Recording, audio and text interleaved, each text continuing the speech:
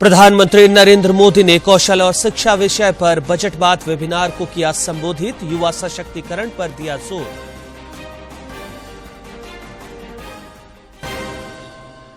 राज्यपाल सीपी राधाकृष्णन ने की प्रधानमंत्री टीबी मुक्त भारत अभियान की समीक्षा, कहा मरीजों के इलाज के बाद रोजगार की भी हो पहल। रामगढ़ उपचुनाव के लिए आज शाम 5 बजे थम जाएगा चुनावी शोर, सभी राजनीतिक दलों के दिग्गजों ने प्रचार पर झोंकी ताकत।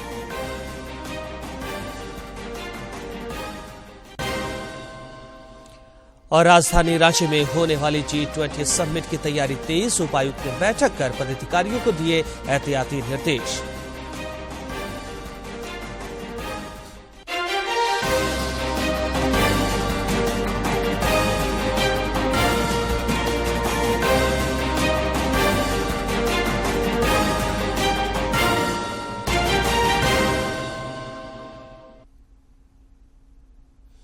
नमस्कार, खबरें झारखंड में स्वागत है आपका। मैं हूं रियाज आलम और अब समाचार विस्तार से। प्रधानमंत्री नरेंद्र मोदी ने आज कौशल और शिक्षा विषय पर बजट बाद एक वेबिनार को संबोधित किया। इस दौरान उन्होंने युवा सशक्तिकरण पर जोर दिया। प्रधानमंत्री ने कहा कि बजट में युवाओं के हित में कई कदम उठाए गए हैं। स्किल और एजुकेशन ये अमृत काल में देश के दो सबसे महत्वपूर्ण टूल्स हैं। विकसित भारत के विजन को लेकर देश की अमृत यात्रा का नेतृत्व हमारे युवा ही कर रहे हैं। इसलिए अमृत काल के इस प्रथम बजट में युवाओं को और उनके भविष्य को सबसे ज्यादा अहमियत दी गई है। हमारा एजुकेशन सिस्टम प्रैक्टिकल हो, इंडस्ट्री ओरिएंटेड हो, ये बजट इसकी नींव मजबूत कर रहा है। वर्षों से हमारा एजुकेशन सेक्टर रिजिडिटी का शिकार रहा। हमने इसको बदलने का प्रयास किया है। हमने एजुकेशन और स्किलिंग को युवाओं के एप्टीट्यूड और आने वाले समय की डिमांड के हिसाब से रीओरिएंट किया।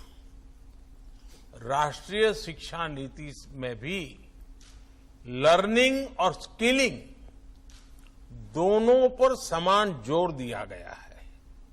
मुझे खुशी है कि इस प्रयास में हमें टीचर्स का बहुत सपोर्ट मिला।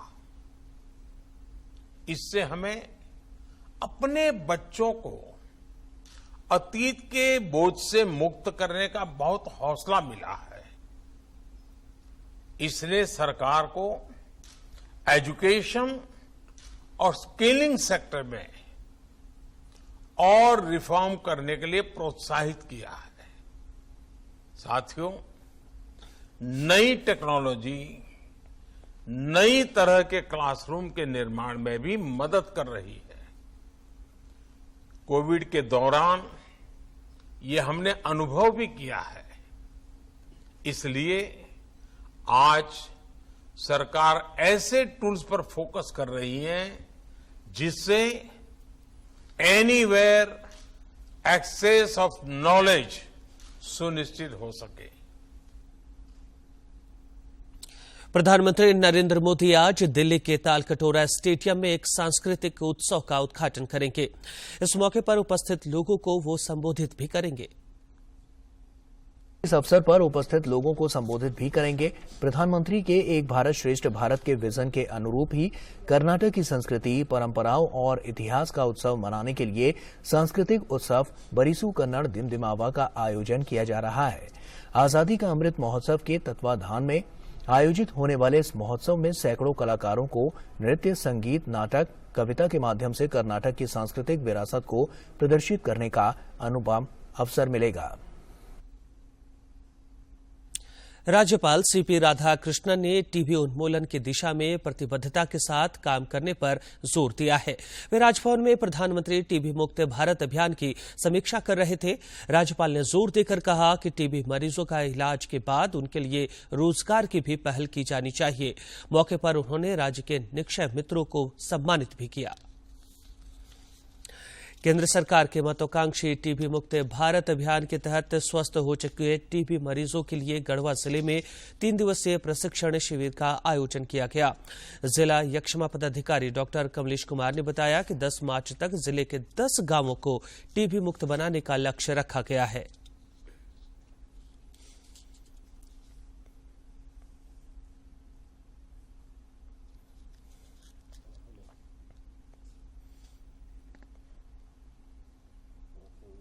मुक्त अभियान के तहत जो टीबी सर्वाइवर टीबी चैंपियन हैं, इन्होंने टीबी को मात दिया है, तो हमारा टीबी मुक्त अभियान के तहत ये लोग ग्राम स्तर पर, समुदाय स्तर पर हर पहलुओं पर ध्यान देंगे और हम लोग अगले 10 मार्च तक 10 गांवों को टीबी मुक्त करने की घोषणा की है।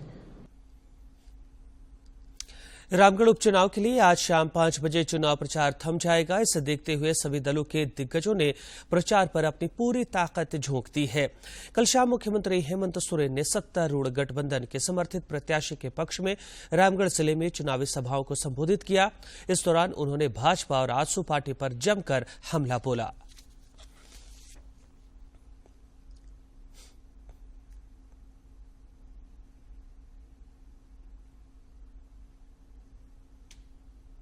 और आज हम बता सकते हैं, हम इतना उपलब्धि इन 3 सालों का हम बता सकते हैं कि आप लोग गिनते गिनते थक जाइएगा।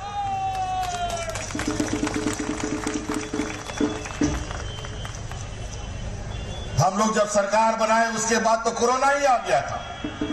हाट बाजार, दुकान, गाड़ी, मोटर सब तो बंद था जी। मुश्किल से हम लोग तो साल 1.5 साल अभी आगे चले भी नहीं थे, सुखाड़ का मार आ गया हम पर। इससे पहले जो किसान थे बेचारा, इस झारखंड प्रदेश में कभी बारिश होता है, कभी बारिश नहीं होता है। अनेक किसान लोग कर्ज से डूबा हुआ था। लाखों किसानों का केस हम लोगों ने कर्जा माफ किया था। इधर एनडीए की ओर से भाजपा और आजसू पार्टी के कई नेताओं ने जनसंपर्क कर लोगों से समर्थन मांगा। विधानसभा में भाजपा के मुख्य सचेतक बिरंची नारायण ने बरलंगा में लोगों से संपर्क साधा और एनडीए प्रत्याशी के पक्ष में वोट डालने की अपील की।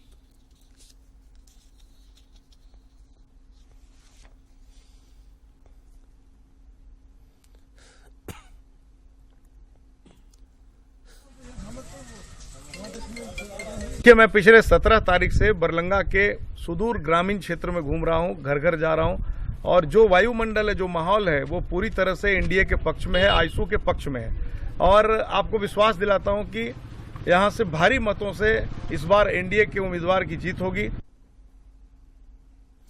सूचना और प्रसारण मंत्री अनुराग सिंह ठाकुर आज रायपुर में युवा 20 परामर्श कार्यक्रम में शामिल हो रहे हैं।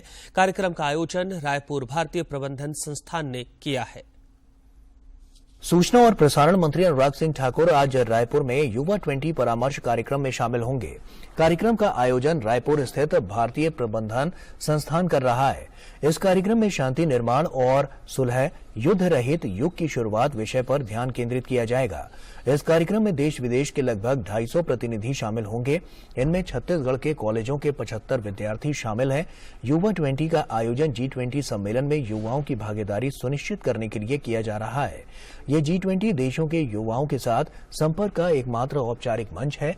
कार्यक्रम के दौरान युवाओं को सूचना और मध्य प्रदेश के खजुराहो में G20 संस्कृति कार्य समूह की बैठक आयोजित की गई। इस बैठक से अलग G20 के प्रतिनिधियों ने पन्ना टाइगर रिजर्व में जंगल सफारी का आनंद उठाया। पन्ना टाइगर रिजर्व के मनमोहक नजारों को देखकर G20 के प्रतिनिधि मंत्रमुग्ध हो गए।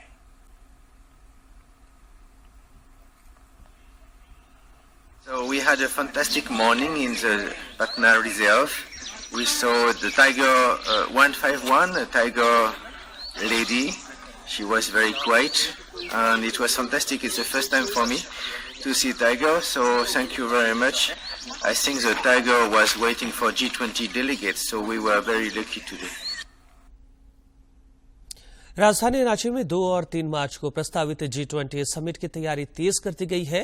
इस सिलसिले में जिले के उपायुक्त राहुल कुमार सिन्हा ने पदाधिकारियों को कई एहतियाती निर्देश दिए हैं। उन्होंने कहा कि बैठक में शामिल होने के लिए जो भी डेलीगेट्स रांची आएंगे उनके खाने पीने की चीजों की जांच की जाएगी।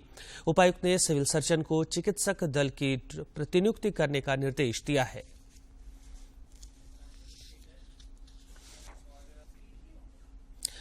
गिरिडीह जिले में पुलिस ने अंतर जिला वाहन चोर गिरोह के 4 सदस्यों को गिरफ्तार किया है। गिरिडीह के सदर पुलिस उपाधीक्षक अनिल कुमार सिंह ने बताया कि गिरफ्तार अपराधियों के पास से चोरी की 5 बाइक समेत कई अन्य चीजें बरामद की गई हैं।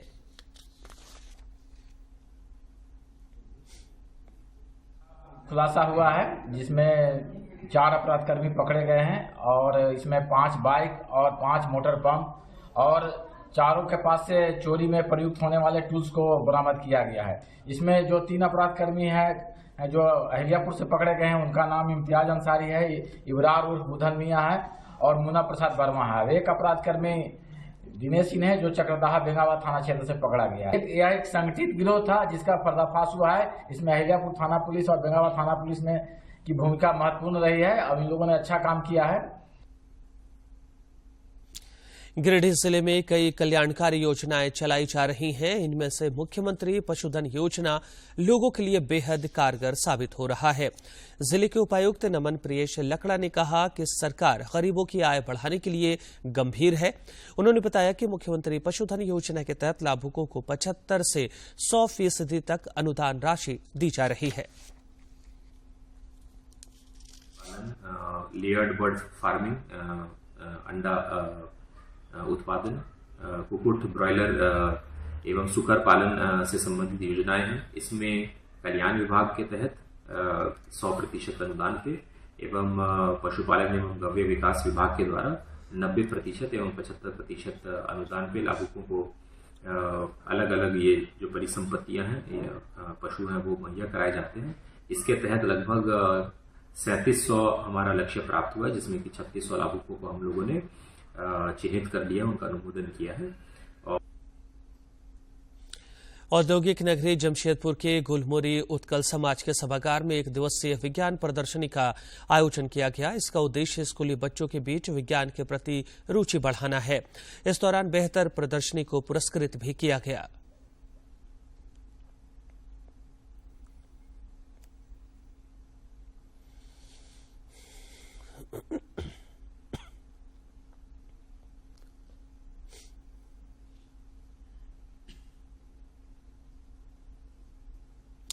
राजधानी रांची समेत राज्य के अधिकांश जिलों में न्यूनतम तापमान तेजी से बढ़ रहा है, साथ ही अधिकतम तापमान में भी वृद्धि हो रही है।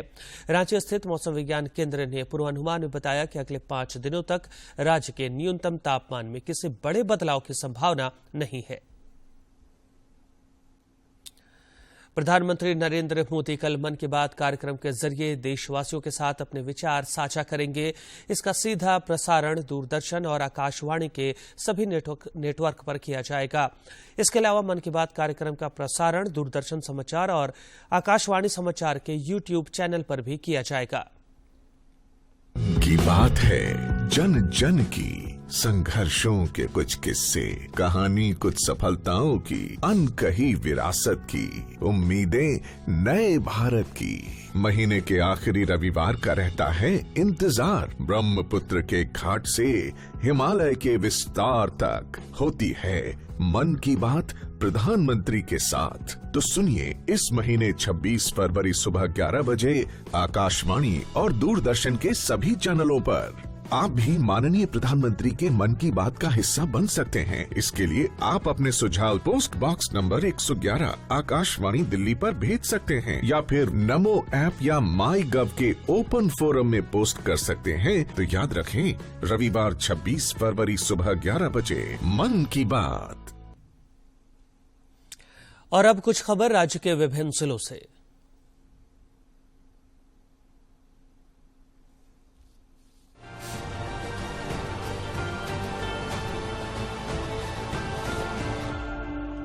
खूंटी जिले में युवाओं को रोजगार से जोड़ने तथा रोजगार से संबंधित जानकारी उपलब्ध कराने के उद्देश्य से श्रम नियोजन प्रशिक्षण एवं कौशल विकास विभाग द्वारा रोजगार मेले का आयोजन किया गया।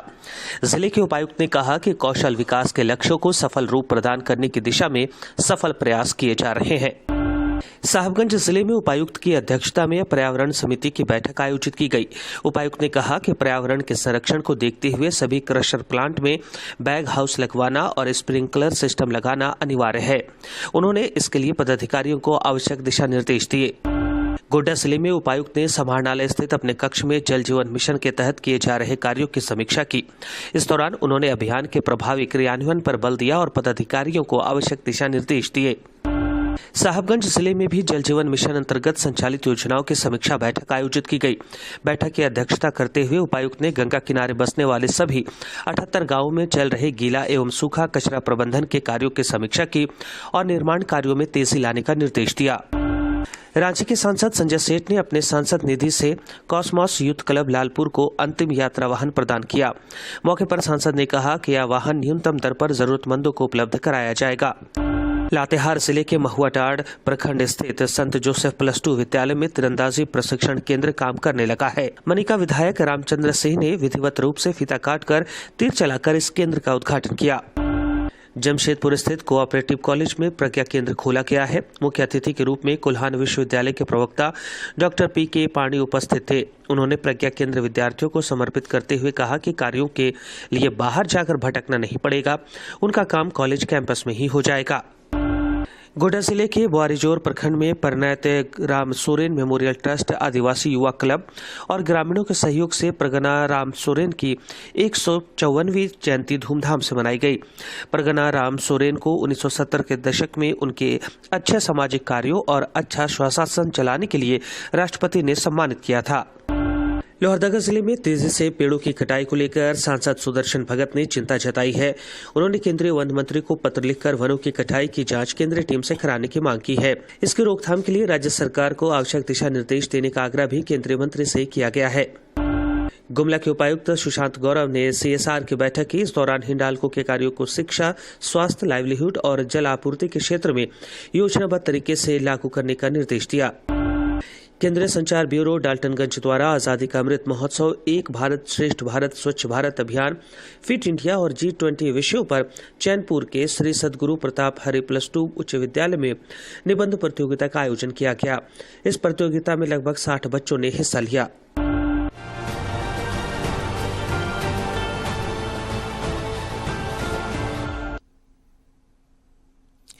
जामताड़ा जिले के नाला प्रखंड में काजू बागानों से रोजगार की नई इबारत लिखी जा सकती है। प्रखंड की बंजर और पहाड़ी भूमि पर वन विभाग द्वारा लगाए गए काजू के पौधे अब वृक्ष का आकार ले चुके हैं और इन वृक्षों पर फूल और फल भी लगने लगे हैं। जामताड़ा जिले के काजू बागान से जहां सरकार के लिए राजस्व का मार्ग प्रशस्त हुआ है, वहीं स्थानीय लोगों के लिए यह रोजगार के नए अवसर के रूप में उभरा है। वन क्षेत्र पदाधिकारी रामचंद्र पासवान बताते हैं कि नाला वन क्षेत्र में 29,000 से अधिक काजू के पेड़ फल देने की स्थिति में आ गए हैं। इसके अलावा 17,000 से अधिक काजू के पौधे बाद में भी लगाए गए हैं। काजू को लोग बहुत कम दामों में बाहर से लोग आते हैं। यहाँ तक कि हमकी जहाँ तक सूचना है कि महाराष्ट्र से लोग आते हैं इसको परचेज करने के लिए और बहुत कम कीमत देकर के लोगों को ले जाते हैं। अगर काजू प्रोसेसिंग यूनिट अगर नाला में स्थापित हो जाए तो निश्चित रूप से यहाँ के लोगों के लिए एक अच्छा व्यवसाय हो जाएगा। रोजगार के नए अवसर देकर स्थानीय ग्रामीण भी उत्साहित हैं और उन्हें उम्मीद है कि काजू बागान उनके आर्थिक सशक्तिकरण का सशक्त माध्यम साबित होगा। बागान है, काजू का भी फूल लगा हुआ है, बाद में फल आएगा। तो यहाँ तो बाहरी लोग आकर के या गांव के कुछ लोग तोड़ करके उसको माने नष्ट कर देता है। एखने যদি আমরা আমাদের কাজ মানে শুরু হয় তো আমরা বাইরে যেতে পারবো না। মানে এখানে এই बहुत बड़ा काजू बागान আছে। फरवरी महीने में इसका फूल उगा है, इसके बाद मार्च में इसका फल भी आ जाएगा। तो सरकार से मेरा यही अनुरोध है कि यहाँ पर जो सरकार का कार्यकारिणी है, मतलब यहाँ सरकार को एक पहल करना चाहिए कि सरकारी प्लांट बैठाना चाहिए, ताकि यहाँ के स्थानीय लोगों को बहुत सुविधा होगा, रोजी रोजगार भी मिलेगा। তো আমাদের বলার উদ্দেশ্য কাজু বাগান যখন আমাদের সামনে হয়েছে, আমরা সামনের লোকে তুলবো। এখানে যদি সরকার থেকে একটা কাজু বাদামের প্ল্যান যদি এখানে আমাদের বসানো যায়, তো আমাদের এই গ্রামের সামনে এই ধারে পাশে গ্রামের জন্য খুব ভালো হবে। राज्य गठन के बाद 2010 में सरकार के निर्देश पर जिला प्रशासन ने इन बागानों की सैराती की। तत्कालीन उपायुक्त कृपानंद झा की पहल पर सैराती कराने तथा काजू बागान के विस्तार के लिए लोगों को जागरूक किया गया। उनका सपना था कि नाला प्रखंड क्षेत्र को काजू नगरी के रूप में विकसित किया जाए। जामताड़ा से सुभाष प्रसाद सिंह की रिपोर्ट। आकांक्षी जिला गढ़वा प्रगति की राह पर आगे बढ़ रहा है और इसमें केंद्र सरकार की प्रधानमंत्री आवास योजना मुख्य भूमिका निभा रही है। इससे लोगों के जीवन में बड़ा बदलाव आया है। गढ़वा जिले के रमना प्रखंड की गरीब जनता के लिए प्रधानमंत्री आवास योजना वरदान साबित हुई है। लाभार्थी अपना पक्का मकान पाकर बेहद खुश हैं। जमुना पासवान कहते हैं कि प्रधानमंत्री ने उन्हें छत देकर उनकी पीड़ा हर ली है। झोपड़ी में रह रहे थे सर, झोपड़ी में रह रहे थे, आंधी बड़ेरा आता, उड़ जाता, खपार बरसात में खटिया मचिया हम लोग तीर के इन्हें रख रहे थे, इन्हें तीरते होने करते। और सरकार हमारे मोदी जी को सरकार बनने से हम लोग को कितना सुविधा मिला कि हर कुछ मिल गया, आवास मिला, कॉलोनी मिलबे किया, सब कुछ हो गया। अब हम लोग पाका में छत में मजे का आराम से रह रहे हैं। अन्य लाभार्थी भी बेहद खुश हैं। वे कहते हैं कि पहले जब मिट्टी के मकान में उन्हें रहना पड़ता था तो उन्हें काफी कठिनाइयों का सामना करना पड़ता था, लेकिन प्रधानमंत्री ने उनके जीने का अंदाज बदल डाला है। हमरा मटिया के मकान में रहत रही, अब मोदी सरकार जो दिलक को अपन पक्का के मकान में ही आवास योजना का लाभ मिलने से परिवार के अन्य सदस्यों के अलावा बच्चे भी बेहद उत्साहित हैं। वे कहते हैं कि अब उन्हें पढ़ाई में भी मन लगने लगा है। मिट्टी के जब घर था तो हमें पढ़ने के लिए बहुत दिक्कत हो रही थी। जब पक्का के घर हुआ तो हमको पढ़ने में बहुत अच्छा लग रहा है। आज अच्छा से पढ़ाई कर रही हूँ। अब BA पार्ट 1 में जो जा चुकी हूँ, जिसके कारण हमको हर तरह की सुविधा मिल रही है। जिले के उप विकास आयुक्त राजेश कुमार राय बताते हैं कि गढ़वा जिले को 1,20,000 प्रधानमंत्री आवास का लक्ष्य मिला था। इनमें से 1,05,000 आवास पूरा कर गढ़वा राज्य में दूसरे स्थान पर है। मार्च के अंत तक 100% लक्ष्य हासिल कर लिया जाएगा। राज्य में सबसे तेज गति से योजनाओं की पूर्णता नंबर 2 नंबर पर आपके ज़िले का है और यहाँ के जो ग्रामीण भाई बहन हैं उन लोगों ने भी पूरा सकारात्मक रोल अदा किया है। हम लोगों ने 1,20,000 जो लक्ष्य हमारा था उसमें 1,05,000 से ज़्यादा आवास हम पूरा कर सके हैं। निश्चित रूप से जिस प्रकार प्रधानमंत्री आवास योजना से लोगों की जिंदगी में सकारात्मक बदलाव आ रहा है, उससे यह प्रमाणित हुआ है कि यह योजना केवल मकान बनाने का अभियान नहीं है, बल्कि यह लोगों की जिंदगी बदलने की भी मुहिम है। गढ़वा से विजेंद्र तिवारी की रिपोर्ट। केंद्र सरकार द्वारा गरीबों के उत्थान के लिए कई योजनाएं चलाई जा रही हैं। इसमें गरीबी की जिंदगी में सकारात्मक बदलाव देखने को मिल रहा है। गिरिडीह शहरी क्षेत्र में एक व्यक्ति को एक साथ कई योजनाओं की सौगात मिली है। क्षेत्र के जरीडी मोहल्ला में रहने वाली बेबी और सकीना खातून के चेहरे पर आज रौनक है, क्योंकि केंद्र सरकार की महत्वाकांक्षी प्रधानमंत्री आवास योजना की इन्हें सौगात मिली है। पक्का मकान मिलने से पहले की पीड़ा साझा करते हुए सकीना खातून भावुक हो जाती हैं। पहले बहुत तकलीफ में रहते थे, घर मिट्टी का था, पानी उन्हीं चूसता था, इसी तरह बच्चा लोग के लेकर रहते थे। लेकिन अभी सरकार द्वारा हमको कॉलोनी मिला, लाल कार्ड मिला, लाइन मिला, हर चीज मिला। अभी हम बहुत खुश हैं। इन महिलाओं की दर्द भरी दास्तां है। बरसात और ठंड में वह बच्चों के साथ एक घर के कोने में दुबक कर रहती थीं। लेकिन केंद्र सरकार की योजनाओं से अब इनकी जिंदगी बेहतरी की एक नई इबारत लिख रही है। खातून घरवा पहले हमरा मिट्टी के हले, उसके बाद में सरकार हमरा के हम घर बना लिए, अब बहुत अच्छा से रह रहे। सकीना और बेबी ही भाग्यशाली नहीं हैं, जिन्हें प्रधानमंत्री की ओर से आवास योजना का लाभ मिला है, बल्कि लाभुकों की एक लंबी फेहरिस्त है। माधुरी और सहजादी खातून कहती हैं कि वह और उनका परिवार मिट्टी के मकान में बहुत तकलीफ से रहते थे। प्रधानमंत्री नरेंद्र मोदी ने पक्का मकान देकर उनकी जिंदगी बदल दी। भाड़ा घर में पहले रहते थे, बहुत दिक्कत से तकलीफ से कम बेसी करके हम जमीन लिए। उसके बाद सरकार हमको पैसा दिया, घर बनाया और अभी हम बहुत आराम से हैं, कोई बात का भी दिक्कत नहीं है। हमको घर दिया, हम राशन कार्ड दिया, स्मार्ट कार्ड भी दिया और हम सरकार का शुक्रगुजार है। मालती देवी के पहले खपड़ा के घर था, मिट्टी के घर था, पानी छूता था पूरा। हम लोग के सरकार तरफ से कॉलोनी मिला है, उसके ऊपर से हम लोग घर बनाए हैं। उसका अथी से हम लोग खूब खुश हैं। हम लोग के सहयोग से सरकार गैस दिया है, हम लोग के राशन कार्ड है, स्मार्ट कार्ड है, हम लोग के शौचालय भी दिया है। सिर्फ प्रधानमंत्री आवास योजना से ही केंद्र सरकार ने लोगों को आच्छादित नहीं किया है, बल्कि कई अन्य लाभकारी योजनाओं से भी गरीबों का जीवन आसान बना दिया है। तभी तो लोग प्रधानमंत्री के प्रति आभार जताते नहीं थकते। दूरदर्शन समाचार के लिए गिरिडीह से रमेश प्रभाकर की रिपोर्ट। केंद्रीय शिक्षा मंत्री धर्मेंद्र प्रधान आज नई दिल्ली में विश्व पुस्तक मेले का उद्घाटन करेंगे। 9 दिनों तक चलने वाला यह मेला प्रगति मैदान में आयोजित किया जा रहा है। इस बार विश्व पुस्तक मेले की थीम आजादी के अमृत महोत्सव पर आधारित है। 5 मार्च तक प्रगति मैदान में चलने वाले इस विश्व पुस्तक मेले में आजादी के गुमनाम नायकों पर समर्पित पुस्तकों की विशेष श्रृंखला मिलेगी। साथ ही देश विदेश के साहित्य से रूबरू होने का भी मौका मिलेगा। पुस्तक मेले में प्रकाशन विभाग की प्रमुख पत्रिकाएं योजना, कुरुक्षेत्र और आजकल भी उपलब्ध होंगी। बच्चों की लोकप्रिय पत्रिका बाल भारती भी इस मेले का हिस्सा होगी। पुस्तक मेले में अनेक साहित्यिक और सांस्कृतिक कार्यक्रम भी आयोजित होंगे।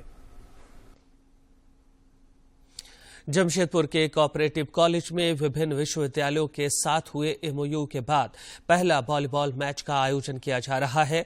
विश्वविद्यालय के finance officer doctor Prabhat Kumar वाणी और इंटरनेशनल हैंडबॉल प्लेयर हसन इमाम मलिक ने इसका उद्घाटन किया। इस मौके पर कोऑपरेटिव कॉलेज के प्राचार्य अमर सिंह ने बताया कि विद्यार्थियों को उचित प्लेटफॉर्म दिलाने के लिए विभिन्न विश्वविद्यालयों के बीच करार किए गए हैं।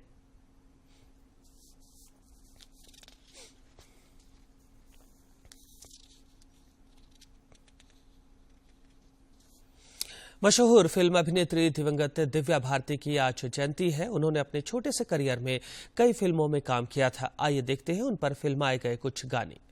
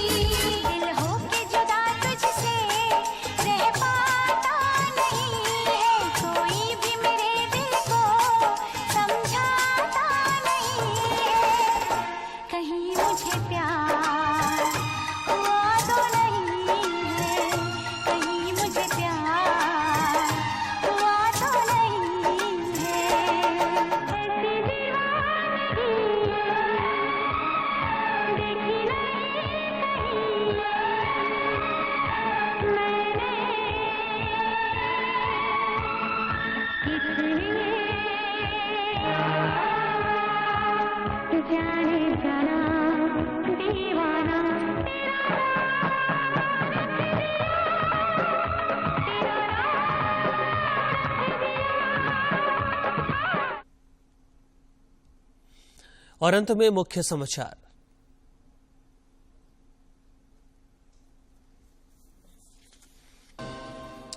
प्रधानमंत्री नरेंद्र मोदी ने कौशल और शिक्षा विषय पर बजट बाद वेबिनार को किया संबोधित। युवा सशक्तिकरण